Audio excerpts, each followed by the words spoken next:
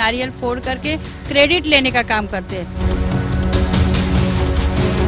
इंसान के हर कर्मों का रिजल्ट 5 साल के बाद आता है।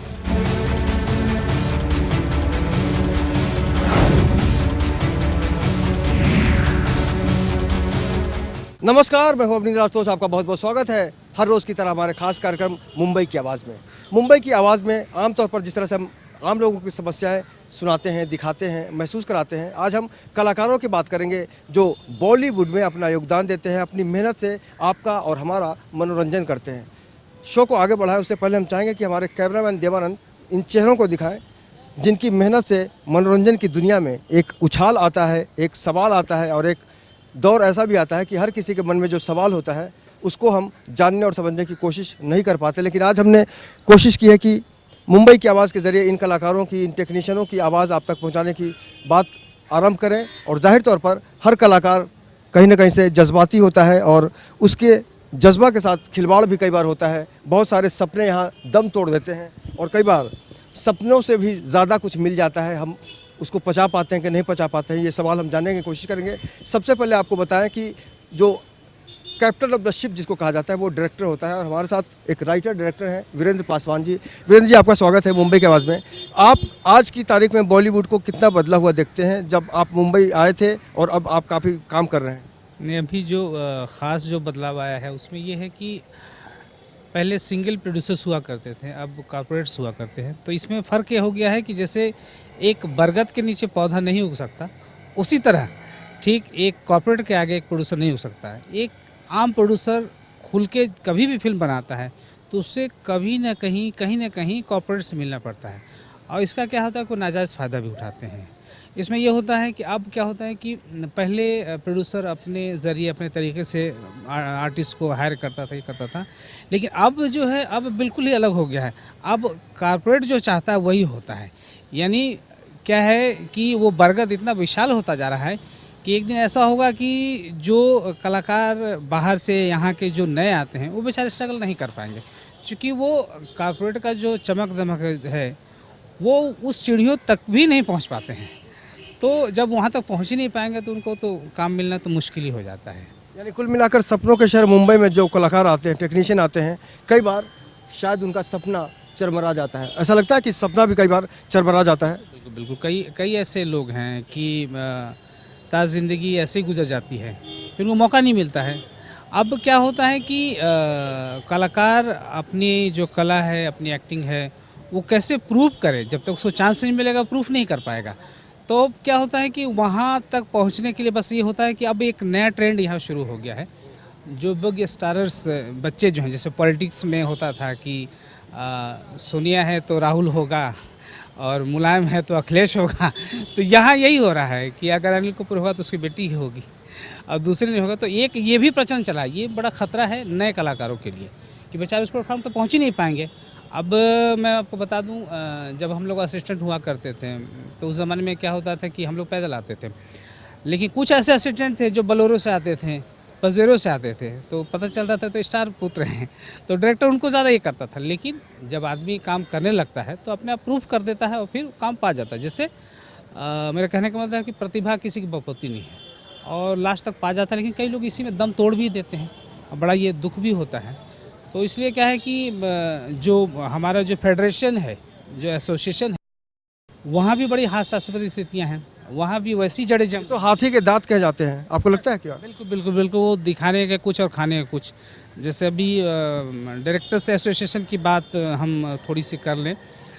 एक वाक़या ऐसा हुआ कि अशोक पंडित जी जो अभी डायरेक्टर एसोसिएशन में हैं, तो उससे जब बात किया गया कि सर साइन चाहिए किसी असिस्टेंट को, तो उन्होंने अपनी आवाज़ ही बदल दी। तो मैंने उनको झाड़ पिलाई। तो ये चीज़ें हैं। अब वो चाहते हैं कि नए डायरेक्टर्स भी नहीं आता। जिस तरह से आज चाहे सिंटा हो, चाहे इब्दा हो, चाहे FWA हो, तो वहाँ भी एक तरह की गट्स बनता जा रहा है। वो गट्स जो है ख़तरा हो, नए बेचारे कुछ कर नहीं पाते, कुछ पा नहीं पाते हैं। तो ये हो गया, अभी नए डायरेक्टर्स बेचारे कुछ कर ही नहीं पाएंगे और 25,000 कहाँ से ला पाएंगे। वो एक बार में तो वो प्रहलाद निरानी नहीं बन सकते हैं, वो तो टाइम लगता है प्रहलाद निरानी बनने में। तब इससे होगा कि बेचारे और कहीं और कहीं जाते रहेंगे। तो ये समस्याएं हैं जो मेरा ख्याल है जो नए डायरेक्टर्स आएंगे वो कुछ उसमें करें, उसको और भी मेटलाइज करें, उसको इजी कर दें, तो ये है समस्या, इसको दूर करने की ज़रूरत है। अब आप समझ गए होंगे कि चमक दमक के पीछे भी कुछ कहानियाँ चलती है, जिसमें अंधेरा है। हम अंधेरी इलाके में खड़े हैं, लिंक रोड है ये, और जाहिर तौर पर हम सब की भावनाओं को समझने की कोशिश कर रहे हैं। सर अपना नाम बताइए। विजय। विजय जी, आपको क्या लगता है कि आप कब विजय प्राप्त कर पाएंगे, या फिर उस दिशा में कहाँ तक पहुँचे हैं? देखिए, आशाएं तो होती है कि कल ही हम विजय प्राप्त कर लेंगे, लेकिन इन आशाओं के पीछे इतनी अंधेर नगरी है ये कि दौड़ते रहते हैं, लोगों के पीछे पीछे दौड़ना भागना ये सब तो चालू ही रहता है। डोर टू डोर जा कर के खटखटाना पड़ता है, नॉक करना पड़ता है। लेकिन कभी कभी अपॉर्चुनिटी जो मिलती है, कभी परेशानियों की वजह से हम उसको अचीव नहीं कर पाते हैं। दूसरी बात ये है कि अच्छे कलाकारों को यहाँ तवज्जो नहीं दे पाते हैं लोग, क्योंकि वहाँ तक पहुँच नहीं पाता। सबका अपना अपना गैंग है ना, गैंग लॉबी तो बहुत बड़ी लॉबी गिरी हो गई है इस इंडस्ट्री में, नो डाउट, इसमें कोई डाउट नहीं है।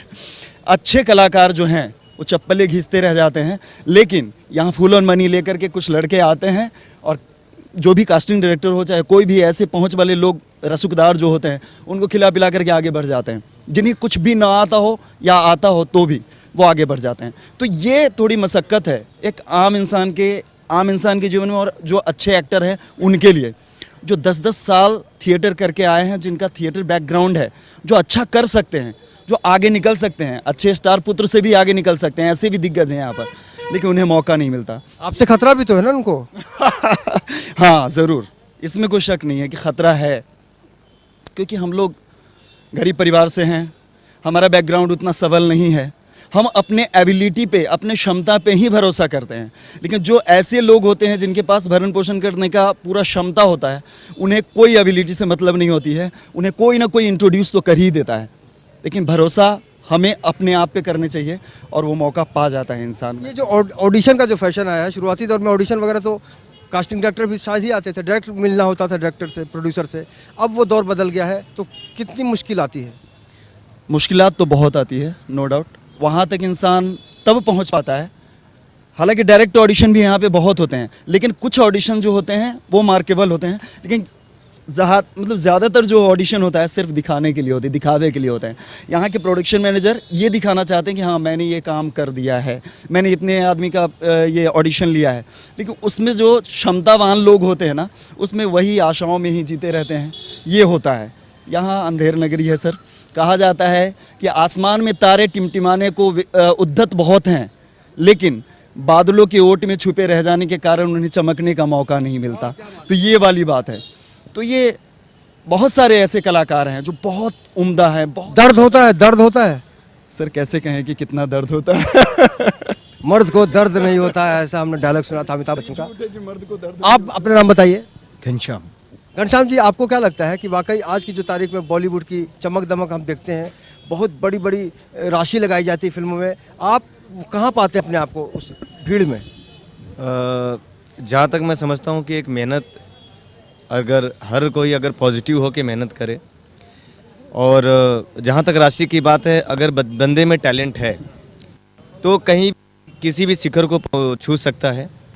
अभी मुझे हाल फिलहाल बड़े कम ही दिन हुए हैं इस इंडस्ट्री में, लेकिन आज मैं सीरियल्स कर रहा हूँ, मेरी एक फिल्म आ रही है एज अ लीड हीरो। तो मैं जहाँ तक समझता हूँ कि और मेहनत करना चाहिए। और जहाँ तक आपने राशि की बात बताई, तो एक कॉर्पोरेट गेम है, इस गेम में सब कुछ डिसाइडेड है, एंड जो भी ये करते हैं सबके अपने अपने सब सेटिंग्स हैं, जिसमें हम सब लोग अगर मिलके अगर उस चीज़ को पहचानें और जानें और एक होकर इस चीज़ को समझें, जो डायरेक्टर्स टीम हो, प्रोड्यूसर्स टीम हो, तो जब तक एकता नहीं होगी तब तक यहाँ पे ऐसी चीज़ों का जो है जरूर रहेगा। तो मैं जहाँ तक, मेरी एक्सपीरियंस बहुत छोटी सी है, लेकिन जहाँ तक मैं एंजॉय कर रहा हूँ अभी, बहुत अच्छा लग रहा है मुझे। सर आप बताइए, अपना नाम बताइए। जी, मेरा नाम पंकज है।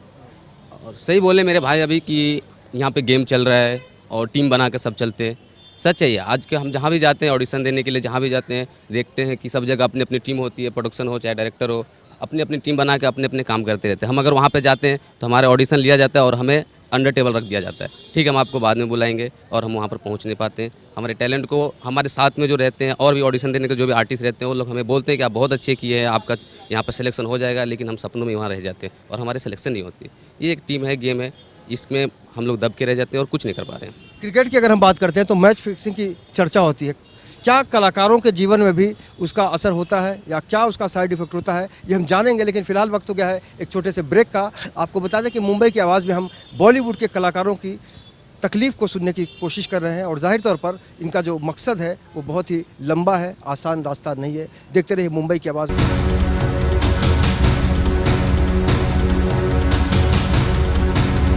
नारियल फोड़ करके क्रेडिट लेने का काम करते हैं। इंसान के हर कर्मों का रिजल्ट 5 साल के बाद आता है।